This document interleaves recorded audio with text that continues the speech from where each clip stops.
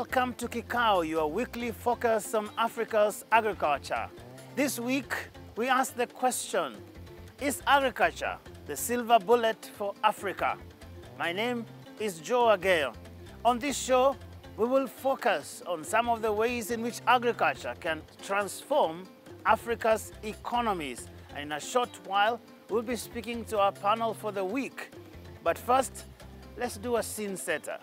I think it starts with the appropriate research institutions that provide the input that is relevant to each geographical location of a country, because in most times inputs are just sold for market, not looking at this is the particular variety that is suitable. All right, let's now join Dr. Canisius Kanangire, the Executive Director of AATF, for that panel discussion for the week.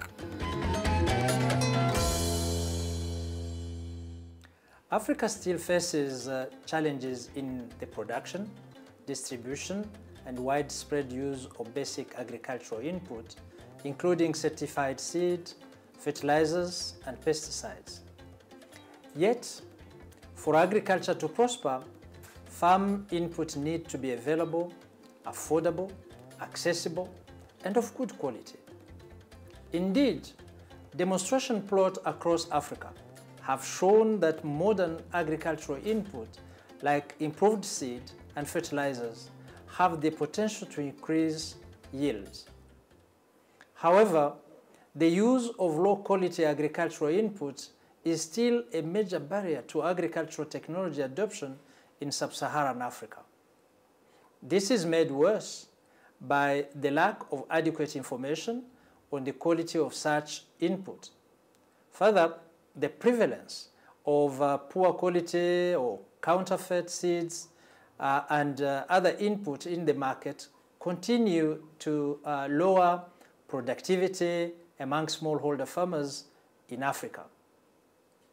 On this episode of Kikao series, we will discuss how to ensure farmers get quality input material for their crops and the impact this would have on Africa's food and nutrition security. I am your host, Dr. Canisius Kanangire, Executive Director of AATF, and my guests today are Dr. John McMurdy, Vice President, Innovation and Development at CropLife International, who is joining us virtually, Mr. Abed Mathagu, Program Officer, Regulatory Affairs at AATF, and Jacob Cheptaiwa, Deputy Director, Seed Certification at Kenya Plant Health Inspectorate Service, KEFIS, Kenya. You're welcome, sirs. Tell me, how significant is the problem of low-quality inputs in the agricultural sector across the world, but also specifically here in Africa? It is true. The issue of poor quality farm inputs is of significant importance, and you can tell that because the government is putting up systems, it's putting up controls, it's putting up money, resources to ensure that quality farm inputs are always available to the farming community. So it is very significant. Very significant. Very significant. What is it, how significant is it at global level? Europe, in the case of crop protection inputs, their own authorities estimate that maybe 10 to 15% of those crop protection inputs are in fact illegal, not registered, or counterfeit products. And the key point here is how much this can drive down the confidence of farmers in inputs and input technologies if they're not getting the return on investment of what they're spending their hard-earned money on. It's going to probably affect their decisions in seasons to come. It is clear that it is very significant and everywhere because of different element, the regulations, but what about supply on the African continent? Are they available? I think in the African continent, of course, we are net importers of these inputs, whether it is seed or fertilizer or pesticides. So that comes with some cost element, and now you can be sure that therefore that affects the supply because it's not every farmer that is able to afford quality input. So there's an element of being able to afford and also being aware about the benefit of those inputs. So there is a problem of low quality farm inputs across the world, but specifically on the African continent. Can you tell me the overall impact this problem may have on the farming industry, let me say so, the farming business, specifically on African continent? The best case scenario is that farmers and growers are kind of immediately behind the 8 ball on having a profitable year if they are, procuring inputs, crop protection, fertilizer, seed that is not what they are expecting or not to the quality that they think they are purchasing. And, really, at worst, you can have more significant crop loss, harvest loss, affecting the ability to export products due to restrictions in importers on things like counterfeits and banned products, and overall kind of depressed rural economies. How much does or do the farmers lose by using low quality or counterfeit seeds, for example? When you look into the situation of, inauthentic or counterfeit crop protection products, I think the impact can be even more dramatic. You buy a product, spray it, expecting it to protect your harvest against pests and diseases, and it doesn't. And then, it's really a sad situation for that farmer that's been taken advantage of. So farmers may be losing 20 to 30 and even more to low quality inputs, mainly the seeds and then the other inputs. Tell me, do we inform them? Do they know what they lose? I think we have a gap in terms of creating enough awareness. There's, of course, a significant number of farmers who are aware, but we have a major gap to make sure that farmers are aware. There is a danger, of course, when some of that poor quality inputs come with additional problems, like poor quality seed coming with a disease. You see, that compounds the whole problem. In potato, if you have poor quality seed which comes with the bacterial wilt or other diseases, you can lose your crop entirely. Let's take a break. And when we come, we'll look at different measures that we need to take so that this key problem can be addressed.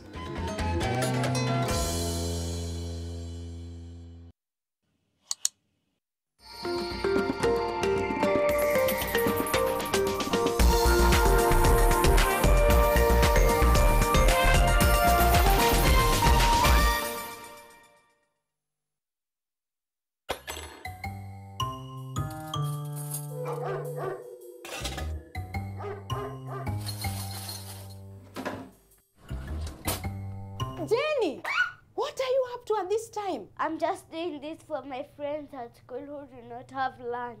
You should have told me. When your kids learn from you, you're giving them a great start. Prestige Margarine. It all starts with a great start. Now comes in the original and vanilla flavor. We saw it coming from the discrimination we were getting when we were young. In each and every neighborhood, they had a list of people who are designed to be killed. It is always hard. I live my brother's life. When he saw that they are coming towards where he saw his young sisters went to hide, he revealed himself to distract them. Forgiving give me a peace in my heart to see killers in God's image, that God, Jesus, is still waiting for them to repent.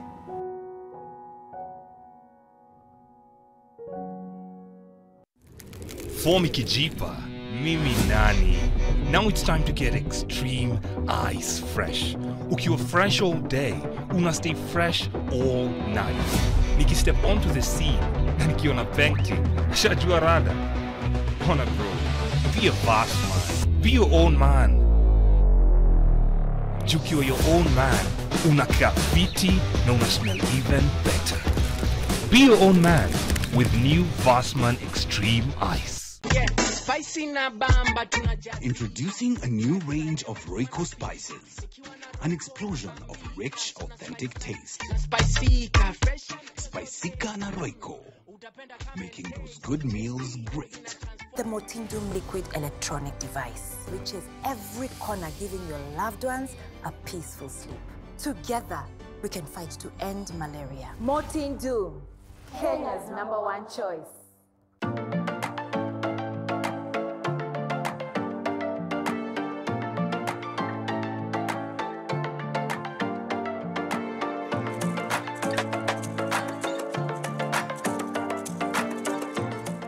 When your kids bond with you, you're giving them a great start. Prestige Margarine. It all starts with a great start. Now comes in the original and vanilla flavor. And we need 2 Royco cubes because iron gives you strength to skuma yourself to be the best you can be.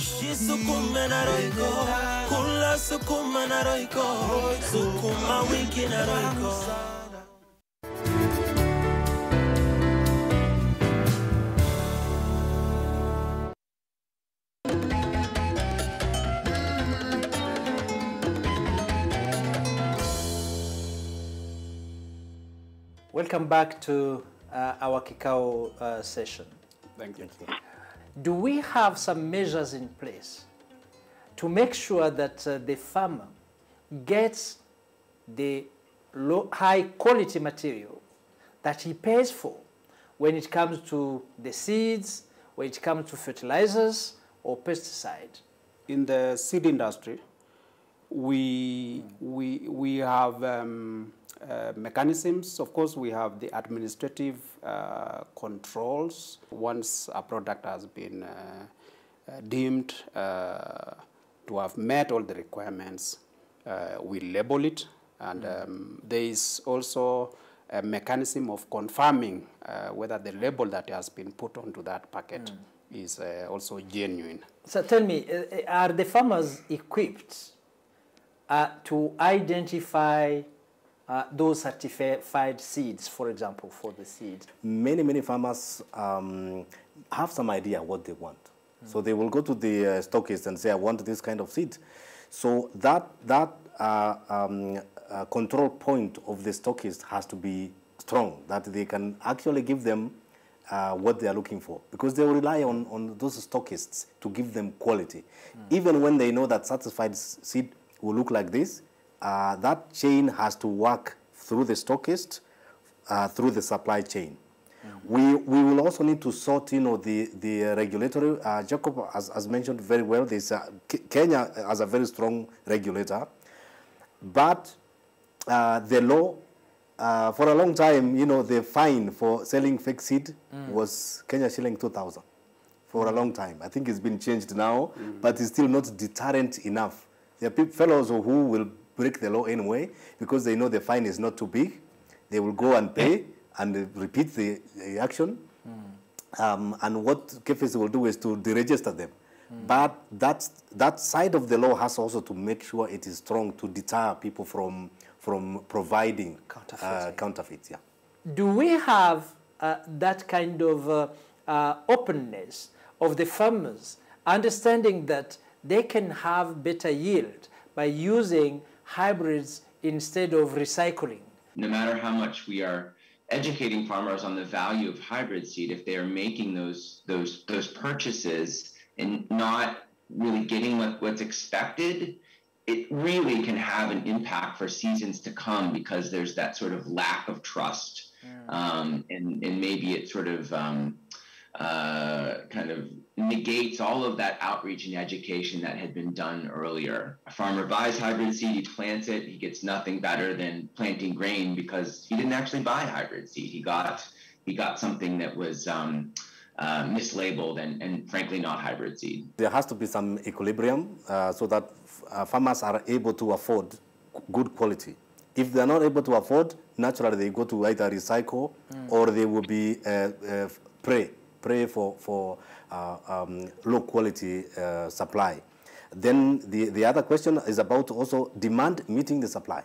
If there's a good product and it's not available in the market, farmers will try to be clever and say, well, I can get a slightly lower yield, but I can recycle a good product if it's not available. So the demand has to, have the data which makes that supply and demand be able to move the chain in the right direction.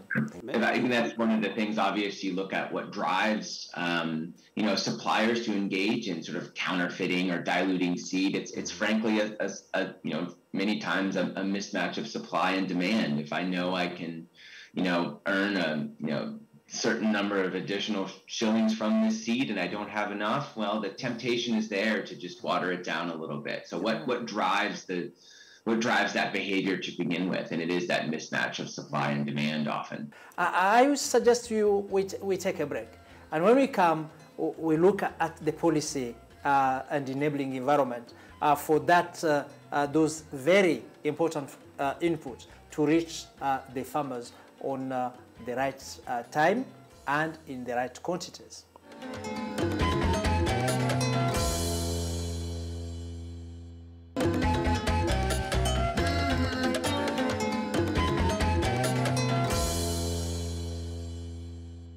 Welcome back to the Kikao session.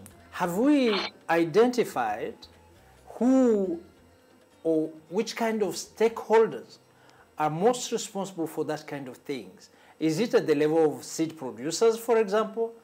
Is it at the level of agro dealers? Is it at any other level that counterfeiting is happening? There is a lot of intensive awareness that is being done by Ministry of Agriculture, agriculture-related agencies, counties, seed companies, and also the agro dealers.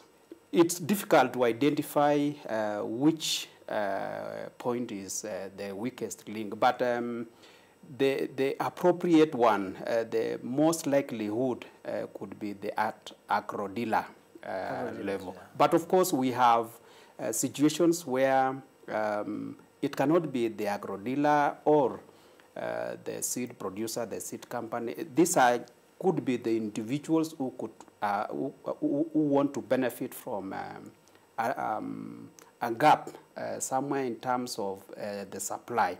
If you look at the crop protection side, oftentimes that's not quite as diverse of a supply chain, and you often can have even those kinds of counterfeit crop protection products even coming in through importation in places where these are manufactured outside of the continent. So in places like this, really valuable for, as Jacob mentioned, groups like CAFIS to be kind of aware of what's coming in and making sure that, you sort of know your supplier is to be reputable in delivering authentic products. Do we have policies at country level or at regional level that could safeguard the farmers against these counterfeit agricultural input?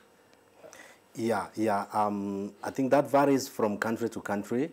I am aware that Kenya has very strong, pesticide regulator, seed regulator. They are not very strong on fertilizer regulation, unfortunately. So it could be a weak point. But one thing is to have the policy, and another to make sure that that policy addresses the whole spectrum of what farmers need. There are areas where, for example, OPVs can be very useful, but you need them to be regulated as well. So regulate the hybrids, regulate satisfied seed across the whole spectrum, so that if there is a place where it is useful for farmers to use certain quality, then it is regulated as such. Do we have some countries or some regions that made it possible to have all these policies and control mechanisms in place? And if there are those countries or regions, what did they do to get there? What can we learn from them? Which kind of leaf can we borrow from them? As I started with, I gave the example of Europe, obviously a very highly regulated and developed market, and even somewhere like that, they haven't solved this problem. 10 to 15% of kind of, in this case, illegal crop protection products. That's still quite large. Yeah, it is. But I don't think there's maybe examples that are perfect. But I would say some places that have been maybe more effective have really focused on, one, not just policies but in enforcement and deterrence. We heard the example before. If the fine isn't enough, why bother changing their behavior, for example? And also, in addition to the sort of enforcement and deterrence, also really focusing on education and knowing your suppliers, knowing where your products are coming from, looking for ways to sort of basically identify and weed out those sort of less reputable suppliers to try and have more impact earlier on the value chain, earlier in the supply chain, if you can. What are we doing to borrow from those good cases, or at African sub-regional level, like EAC, COMESA, and others? Yeah, it is true. We have policies. Like for us in Kenya, we have a seed policy 2010, which is actually to ensure that we have affordable, accessible, and available seed for the farming community. We have also a seed law, CAP 326, which is helping to regulate the whole seed industry to achieve the objectives that I've mentioned that are required by the Kenyan seed policy. Of course, there is also the issue of harmonization, which is currently happening within the region. And that is also another objective of the seed policy, and also integrating the industry to the changes that are happening. For our case, previously we used to rely on the seed label, the paper but currently we have an online electronic kind of seed label where if you scratch and send a code, that code will be giving the farmer the status of the seed they are accessing.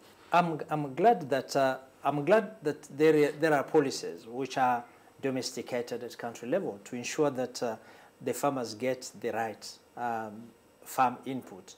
I'm also very glad that there are mechanisms to enforce that those policies are followed by. And also something I'm very glad of is that there is an effort to have those policies harmonized at the regional level, like EAC, like COMESA and other regions. And hopefully one day, policies will be harmonized at the continent level and link with the open market, the AFTA,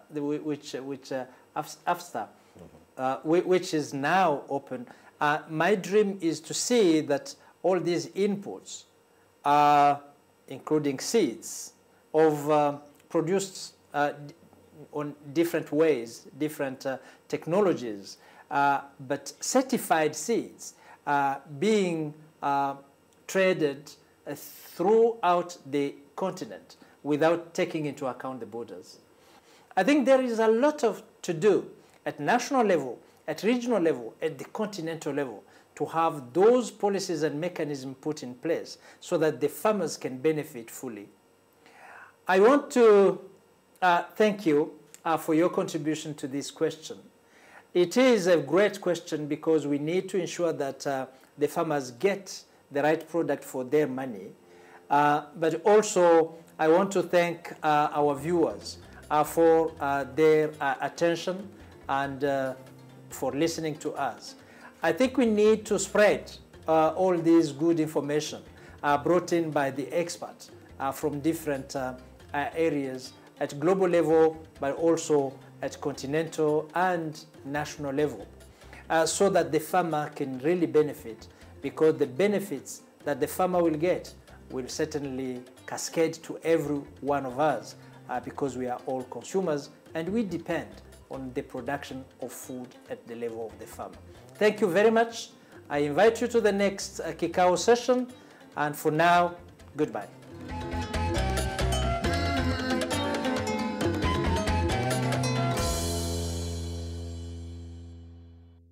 So what's our science terminology for the week? Let's find out on Science Speak. And for this week, the word we are focusing on is called thinning.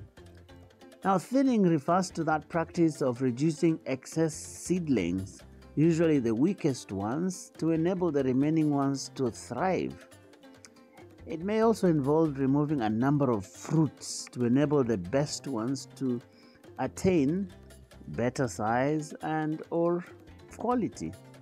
And so that's the picture. Agriculture indeed has a place in transforming Africa's agriculture, and there is still more room to cover. This has been Kikao, your weekly focus on agriculture. Until next week, my name is Joe Agayo.